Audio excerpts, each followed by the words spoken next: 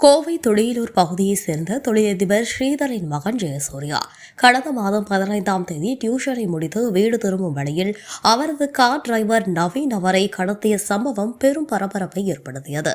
திருப்பூர் மாவட்டம் காங்கேயம் அருகே முத்தூர் ஆலம்பாளையத்தைச் சேர்ந்த நவீன் என்பவர் ஸ்ரீதரின் வீட்டில் டிரைவராக பணியாற்றி வந்தார்.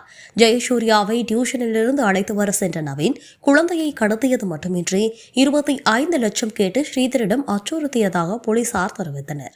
ஸ்ரீதர் அளித்த புகாரின் பேரில் தொழிலூர் போலீசார் வழக்கு பதிவு செய்து விசாரணை நடத்தினர்.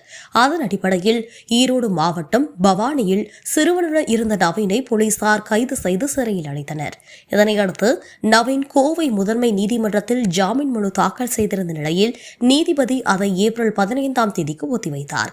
இந்நிலையில் குழந்தை கடத்தல், பிணைத் தொகை கேட்டு மிரட்டல் போன்ற செயல்களில் ஈடுபட்ட நவீனை தடுப்பு சட்டமான குண்டர் சட்டத்தில் கைது செய்ய வேண்டும் என்று கோவை மாநகர போலீஸ் கமிஷனர் சரவணசுந்தர் உத்தரவிட்டார். அந்த உத்தரவு ஏப்ரல் 11 அன்று கோவை மத்திய சிறையில் இருக்கும் நவீனிடம் வழங்கப்பட்டது.